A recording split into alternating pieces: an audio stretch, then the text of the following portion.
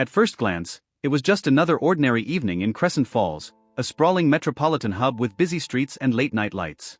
Commuters were finishing their day, restaurant-goers were lingering over desserts, and passers-by were either rushing home or strolling aimlessly down sidewalks dappled with lamplight. But everything changed when a single incident on Meadowlark Avenue drew the attention of strangers, bystanders and soon, people all around the world. A white police officer had stopped a black woman who had merely parked her sedan outside a small bakery. What should have been a routine, unremarkable moment escalated into a disturbing display of prejudice and power. Less than 10 minutes later, that same officer, having started so arrogantly, was kneeling in desperation at the woman's feet. How did it all spiral from casual intimidation to a scene of remorse that would reverberate far beyond Crescent Falls? Before we dive into this intense story, I want to invite you to be part of our storytelling journey. If you enjoy thought-provoking content, drop a like on this video, hit that subscribe button, and let us know in the comments where you're watching from. We love connecting with you all. Now, let's continue. The night air was surprisingly crisp for late summer, and the sidewalks glistened from a passing shower. Teresa Caldwell, a poised, self-assured woman with a gentle smile and a penchant for community advocacy, gently turned the key in her black sedan's ignition and brought the car to a stop in front of Hammond's Bakery. She glanced at the neon sign, which was flickering, a habit of the decades-old shop, and realized how little time she actually had before heading home to finalize a presentation. Teresa worked for the Department of Homeland Security, but what people didn't know at first glance was that she was one of its highest-ranking officials, the Deputy Undersecretary, someone with considerable authority in matters of national importance. Yet Teresa relished normalcy in her downtime. Instead of having aides or drivers, she often insisted on driving herself, preferring the independence and tranquility it gave her. Inside her vehicle, she quickly set her phone to silent and reviewed a text message from a coworker, reminding her about a meeting the next day. Teresa let out a small sigh of relief, appreciating these fleeting moments of quiet between high-stakes responsibilities. Everything in her life was about schedules, plans and protocols, but tonight, she just wanted a slice of that famous lemon chiffon cake Hammond's was known for. She'd planned to pick it up, maybe chat with the bakery owner for a minute or two, then continue on home. But across the street sat a patrol car emblazoned with the bold lettering of the Crescent Falls Police Department. Inside it was Officer Gavin Sutherland, a man in his mid-40s with a build that suggested years in uniform. He'd grown up in the area and carried certain deep-seated biases he rarely voiced in public but exhibited through subtle actions, profiling, intimidation tactics, and overreach. No one had ever formally charged him with racist behavior, yet rumors circled the precinct, and civilians of color often complained about his abrasive style. However, without irrefutable proof, Officer Sutherland always seemed to slip by unscathed.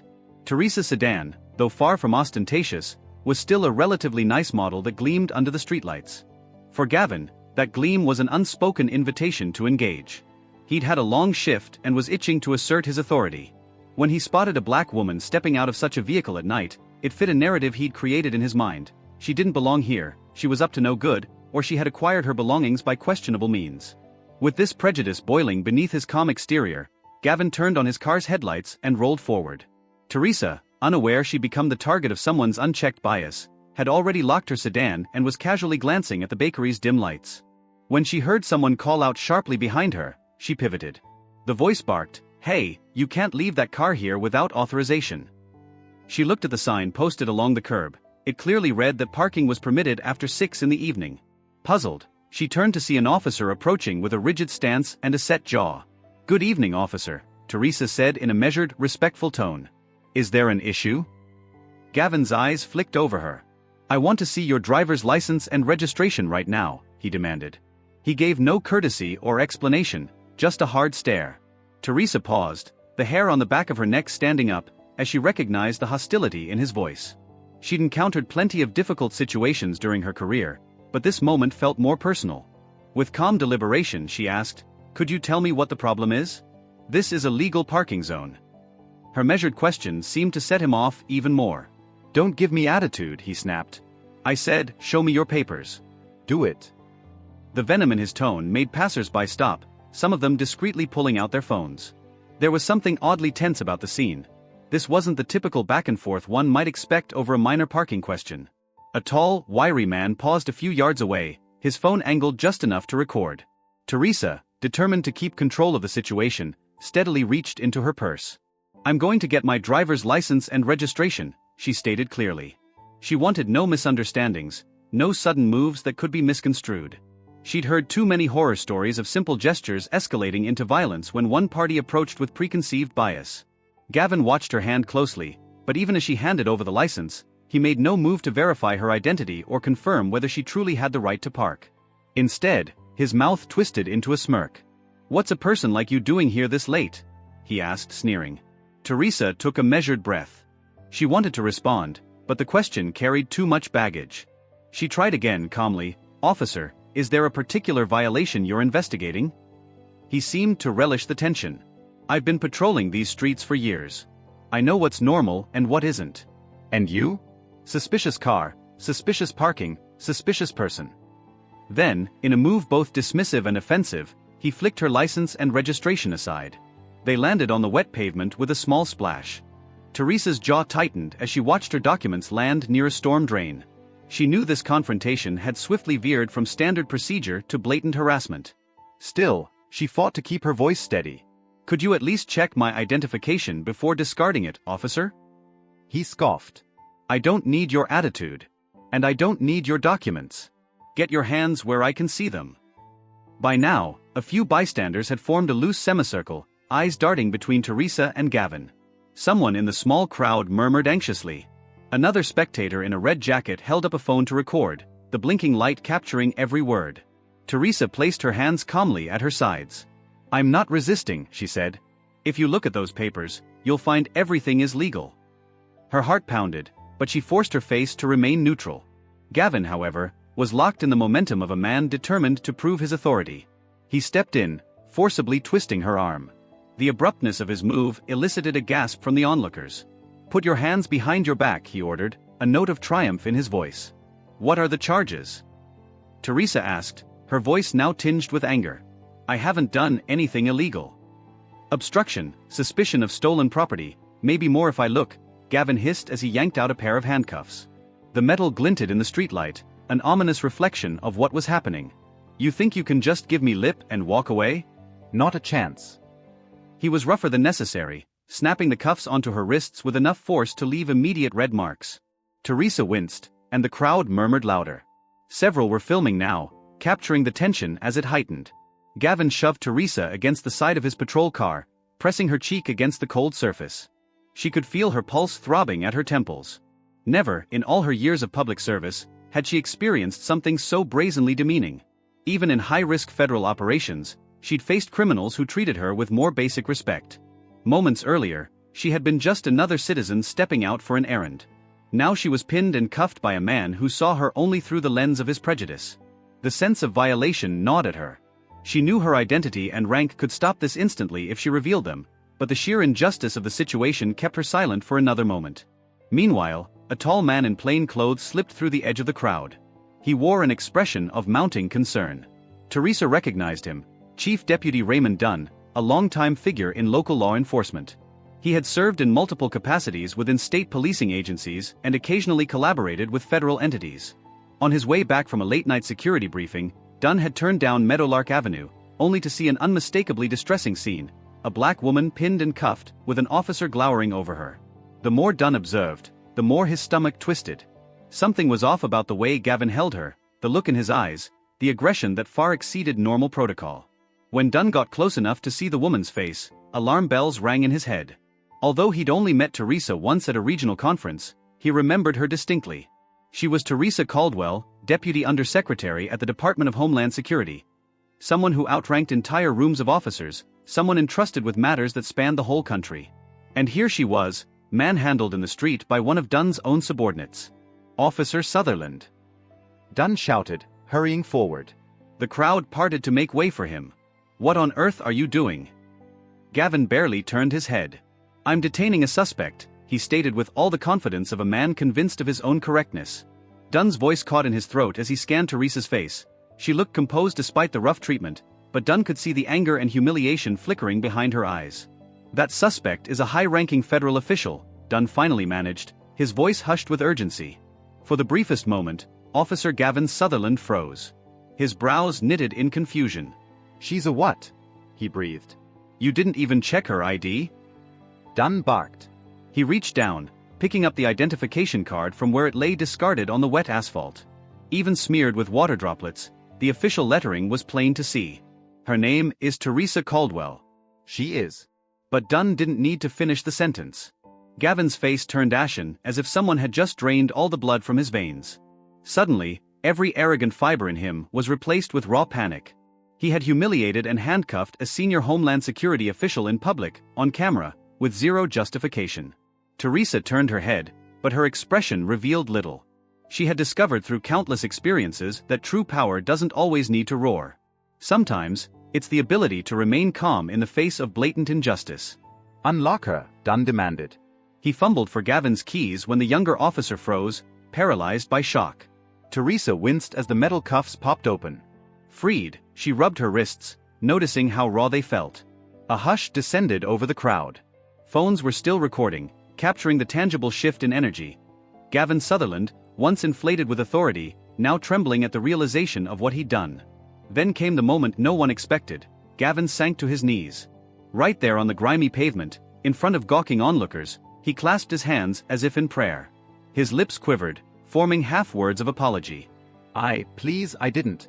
I didn't know, he stammered, any trace of cockiness long gone. He tried to make eye contact with Teresa, but the shame weighed too heavily on him. Teresa said nothing at first.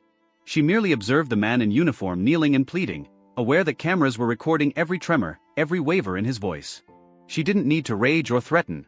The truth of what had happened was plain. The injustice was visible in the red marks on her wrists and in the stunned expressions of the bystanders. Miss Caldwell, I'm so sorry, Gavin babbled, his words breaking the stunned silence.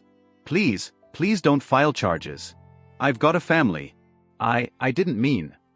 Her gaze was steady, but she spoke softly, so only those close enough could hear. Your meaning was very clear, officer. Then she stepped back, away from him. Several spectators remained silent, hearts pounding with the charged emotions in the air. Others began murmuring quietly, outraged or stunned. Dunn put a hand gently on Teresa's shoulder. I'm sorry, Miss Caldwell, he said sincerely, desperation in his voice. Let's go inside or get you somewhere safe. I'll handle this. Teresa responded calmly, thank you, but I'm all right for now. She looked at Gavin Sutherland one last time, his face soaked with perspiration under the harsh glow of the street lamp. He remained on his knees, as though the weight of his actions had physically pinned him there. This might be a good moment to remind everyone watching, if you believe in justice and honest storytelling, please remember to like this video and subscribe to the channel for more stories like this. And don't forget to drop a comment about where you're viewing from.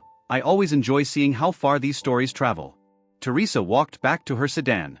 She could have left in a flourish, but that wasn't her style.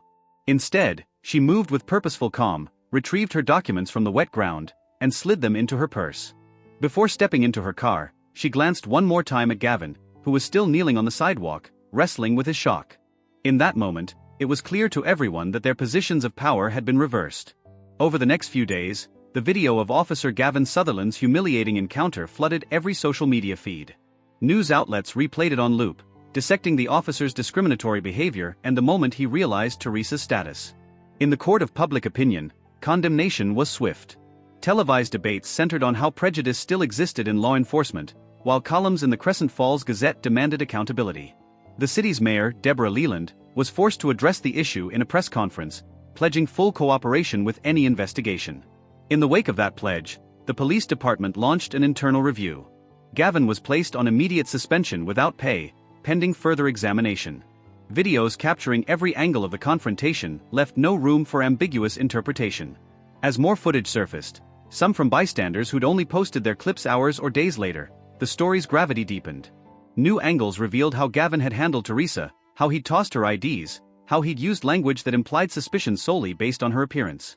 Crescent Falls PD officials were flooded with questions. Had Sutherland been reported before? Were there more victims of his intimidation tactics? Local civil rights groups began encouraging individuals who'd had run-ins with him to come forward. A group of concerned citizens started compiling testimony. Dozens of people emailed in personal stories, some citing smaller infractions, like random traffic stops that ended in intimidation, others describing more severe incidents. Suddenly, the department had a backlog of allegations. Investigators combed through phone logs, body camera footage, though often incomplete, and official reports to piece together the truth about Gavin Sutherland's career. They discovered a disturbing pattern.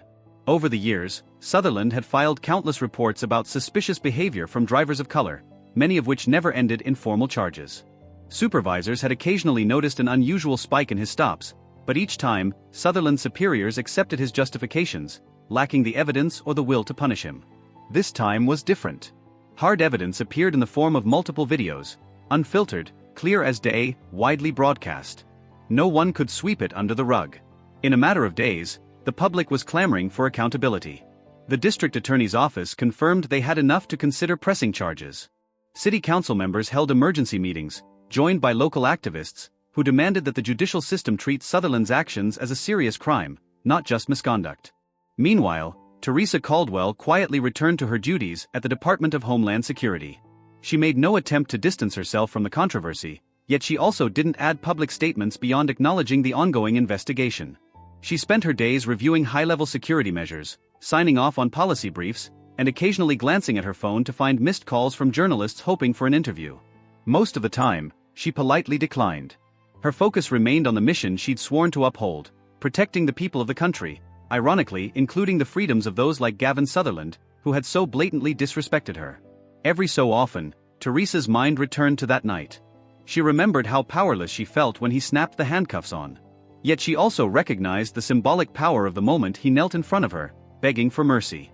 It exemplified the precarious line between authority and tyranny, the difference between a uniform used to safeguard and a uniform used to bully. Despite her high rank, Teresa believed deeply in fair treatment and due process. So she let the investigation run its course. She had private conversations with Dunn, who was immensely apologetic. He assured her that the department would be overhauled to prevent future incidents. She met with various civil rights organizations to discuss how to use this event as a turning point for systematic improvement. But whenever asked if she was out for revenge, Teresa's answer remained a resolute no. As the weeks progressed, the district attorney's office built a case, listing charges ranging from civil rights violations to official misconduct. Public opinion grew more intense when it was revealed that Sutherland had a backlog of complaints, many from black and brown citizens. News commentators argued about how many more Gavin Sutherlands might be lurking in other departments, shielded by lack of evidence. Finally, the day of reckoning arrived. Gavin Sutherland appeared in court. Cameras crowded outside, capturing every anguished line on his face. The humiliation he'd felt kneeling before. Teresa was magnified 100-fold by the spectacle of a televised trial. Attorneys representing the city and the state laid out the details: the questionable stops, the intimidation tactics, the repeated failure to follow protocol, and most damning of all, the video of that infamous night.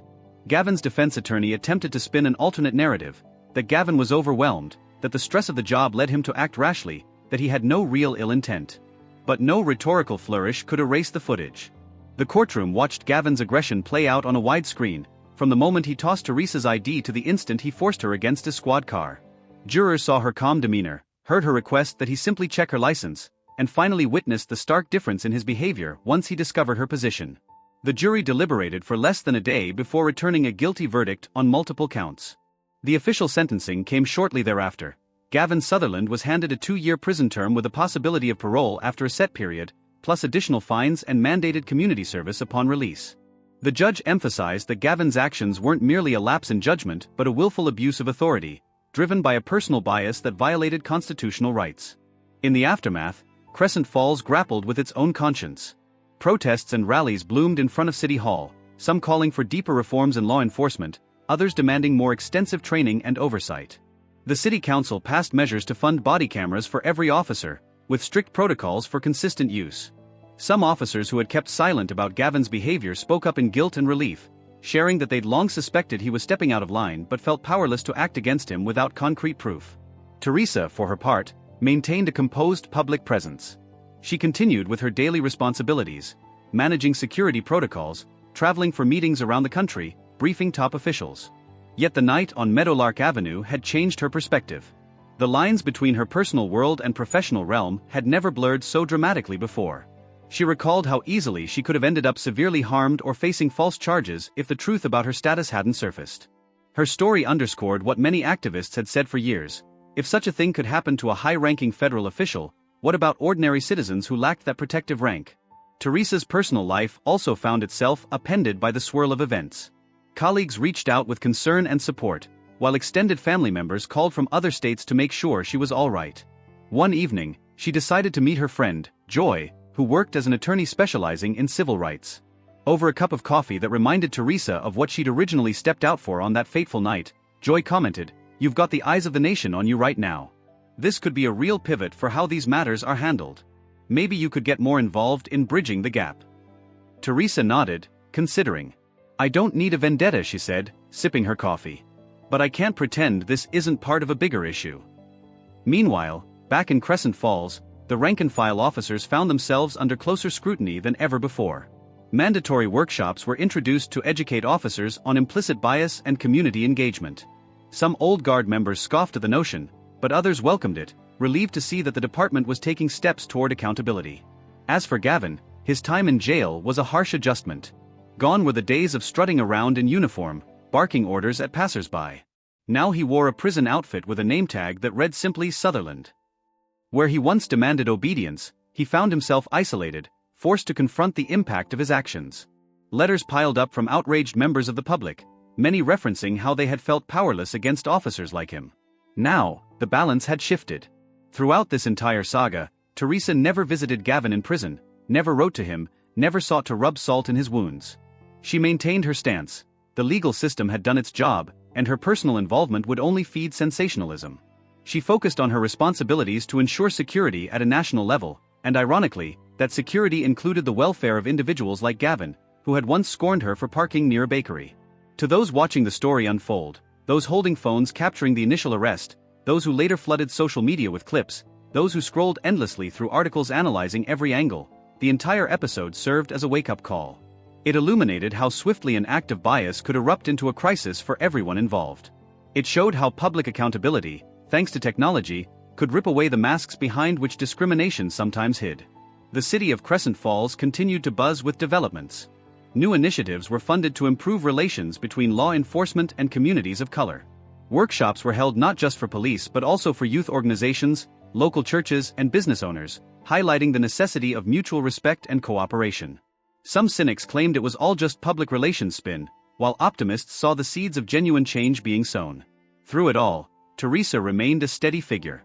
She spoke occasionally at panel discussions, not as the woman who had bested a prejudiced officer, but as a policy expert emphasizing systemic solutions.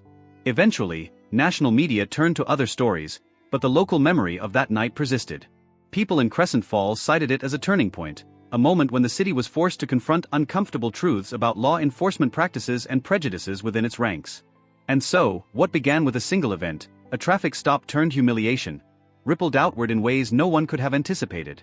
Gavin Sutherland, once a man who operated with near impunity, ended up a cautionary tale of how arrogance and prejudice can destroy a career and land you behind bars. The city's law enforcement agencies collectively realized the critical importance of respecting every citizen's rights, regardless of appearances. Teresa Caldwell, initially just stopping for a quick dessert, became an emblem of standing strong in the face of injustice, but she never asked to be a symbol.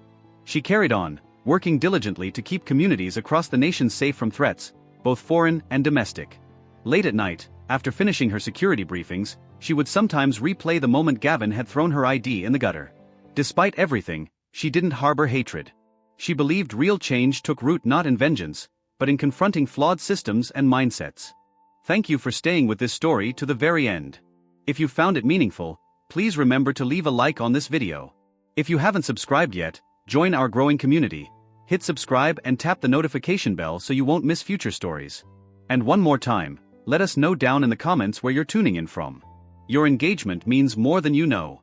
This story stands as a reminder that sometimes, in a society so quick to judge by appearances, a single courageous act, like filming an officer's unethical behavior or calmly asserting one's rights, can trigger the larger transformations we all hope to see.